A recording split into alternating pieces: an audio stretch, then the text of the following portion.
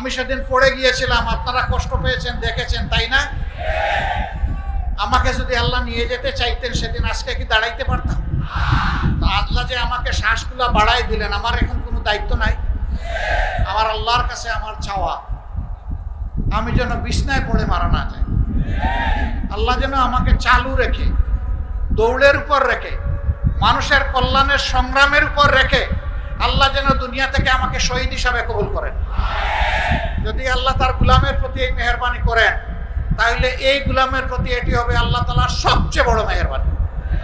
বক্তব্য পেশ করবেন বাংলাদেশ জামাত ইসলামীর সম্মানিত আমিরে জামাত, বাংলাদেশের 18 কোটি মুক্তি পাগল মানুষের প্রিয় নেতা, জনতার নেতা, আমাদের প্রিয় নেতা, জননেতা জনাব ডাক্তার শফিকুর রহমান। এ পর্যায়ে আমাদের উদ্দেশ্যে বক্তব্য রাখবেন আমিরে জামাত ডাক্তার শফিকুর রহমান। দেখছি আসসালামু আলাইকুম ওয়া রাহমাতুল্লাহ। মাশাআল্লাহ মাশাআল্লাহ। যেই সংগঠন কোন জালিমের বাধা মানতে জানে না, জালিম যত বড় হোক, যে সময়ের হোক, জাতি একমাত্র আল্লাহর উপর ভরসা করে যেই সংগঠন বুক টান করে দাঁড়ায় তার নাম হচ্ছে বাংলাদেশ জামাত ইসলাম।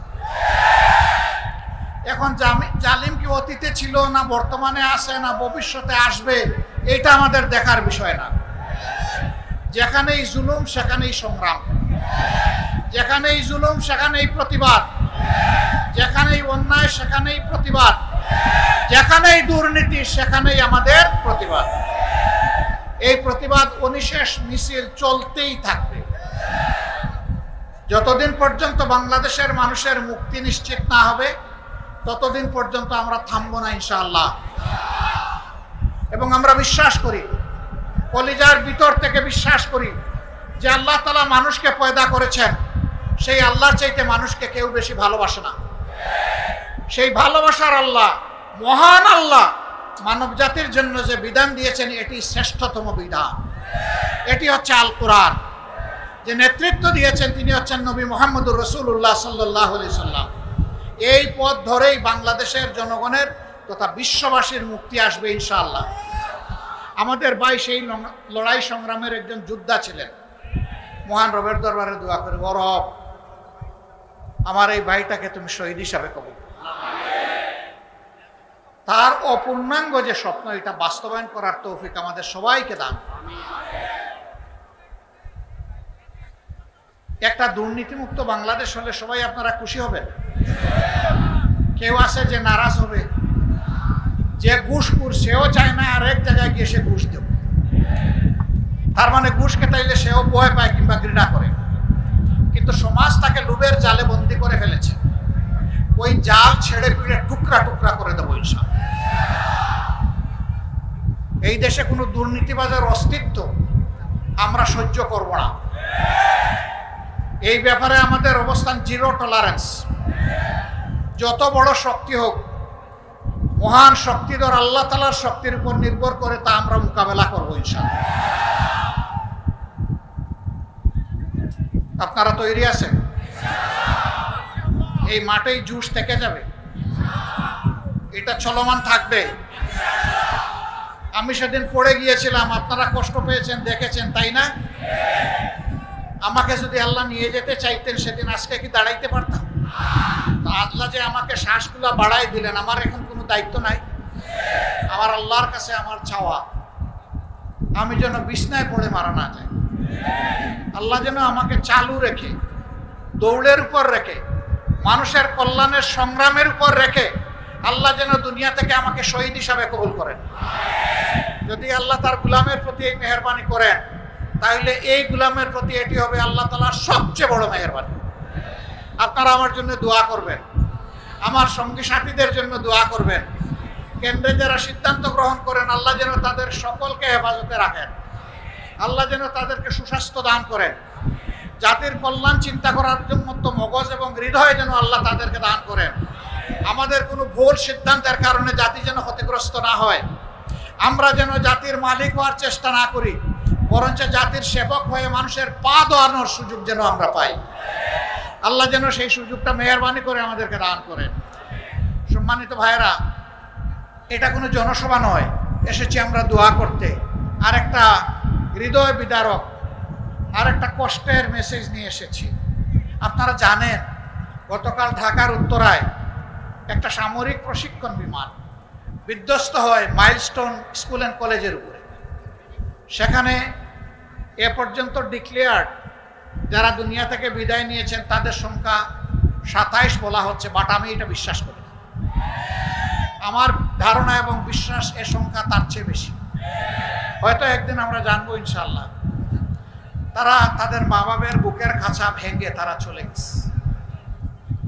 এই সন্তানরা আর তাদের মায়ের বুকে বাবার বুকে আর ফিরে আসবে না।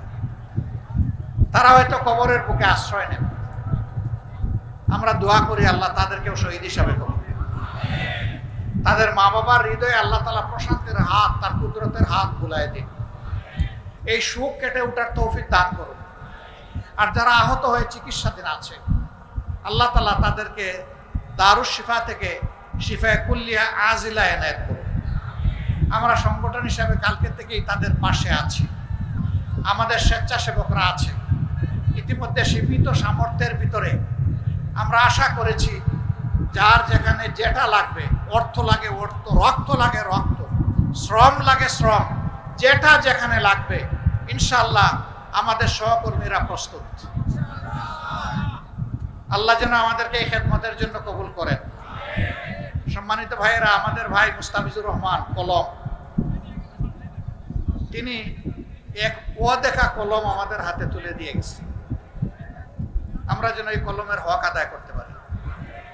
আল্লাহ তার পরিবারের প্রতি রহম করুন। 3টা ছেলে, ছোট্ট একটি সোনামণি মেয়ে, এই সবগুলোর উপর আল্লাহ তার রহমতের ছায়া বিস্তার করুন। বাবার সময় তারা যেমন ছিল এখন যেন তার চেয়েও ভালো থাকে, আল্লাহ যেন সেই পরিবেশটা দান করেন। মহান আল্লাহর পর ভরসা করে আপাতত এই পরিবারের দায়িত্ব বাংলাদেশ জামাত ইসলামী কবুল করবেন। আপনারা দোয়া করবেন এই দায়িত্ব যেন আমরা আমানতদারির সাথে আদায় করতে পারি।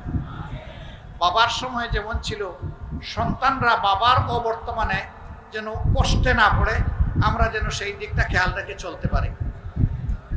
সম্মানিত ভাইয়েরা, আপনারা এসেছেন ভালোবেসে, আমাকে ভালোবেসে, তাই না?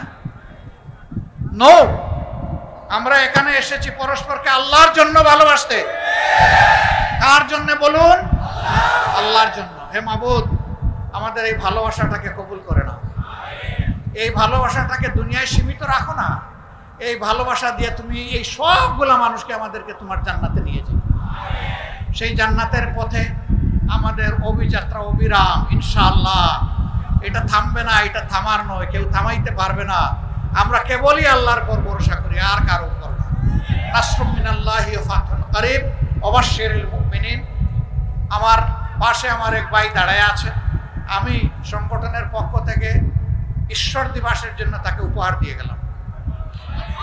আপনারা তার জন্য দোয়া করবেন, তাকে সাহায্য করবেন, তাকে পরামর্শ দিবেন, তাকে ভালোবাসবেন, হৃদয়ের বিছানায় একটু জায়গা করে দেবেন। আসসালামু আলাইকুম ওয়া রাহমাতুল্লাহ। আল্লাহ হাফেজ। বাংলাদেশ জিন্দাবাদ, বাংলাদেশ জামাতে ইসলামী জিন্দাবাদ। আলহামদুলিল্লাহি রাব্বিল আলামিন, ওয়াসসালাতু ওয়াসসালামু আলা রাসূলিল কারীম ওয়া আলা আলিহি ওয়া সাহবিহি ওয়া আহলি বাইতি আজমাইন।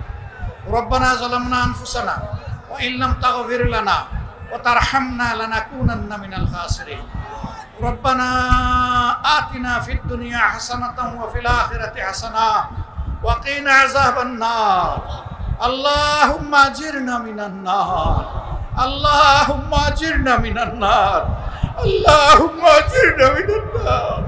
আল্লাহুম্মা ইন্নাকা আফুউন কারীম তুহিব্বুল আফওয়া ফাআফু আন্নি ইয়া কারীম। ইয়া রাব্বাল আলামিন, তুমি আমাদেরকে ক্ষমা করে দাও, আমাদের উপর রহম করো। প্রিয় দেশবাসীর উপর, বাংলাদেশের উপর শান্তির ফয়সালা নাযিল করো। আর কোন জালিমের হাতে আল্লাহ এই দেশবাসীকে তুমি তুলে দিও না। আল্লাহ আমাদের জন্য শান্তির ঠিকানা তুমি নির্ধারিত করো। ইয়া আল্লাহ, এই জমিনের উপর তুমি শান্তির ফয়সালা নাযিল করো। ইয়া আল্লাহ, মানুষের মুক্তির এই লড়াই আল্লাহ তোমার পছন্দের আলোকে আমরা যেন চালিয়ে যেতে পারি, আমাদেরকে তৌফিক দান করো। যতদিন হায়াত দিবে তোমার গোলাম হিসেবে তোমার গোলামের দায়িত্ব আঞ্জাম দেওয়ার তৌফিক, ইয়া আল্লাহ খেলাফতের এই দায়িত্ব আঞ্জাম দেওয়ার তৌফিক দিও। আয় আল্লাহ তুমি ঈশ্বর দিবসের উপর রহম করো।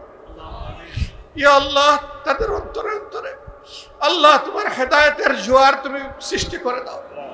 প্রত্যেকটি মায়ের গর্ভে মাহবুব তুমি মুমিন মুমিনা, মুহসিন মুহসিনা, মুজাহিদ মুজাহিদা পয়দা করে দাও আল্লাহ। আল্লাহ ফুলের বাগানের মতো ভরে দাও আল্লাহ। ইয়া রাব্বুল আলামিন, কার কাছে আর চাইবো তুমি ছাড়া? তুমি যে লা শারীকা লাক, তুমি যে একমাত্র মালিক। আল্লাহ তুমি আমাদেরকে ফিরিয়ে দিও না, আমার ডাক কবুল করো।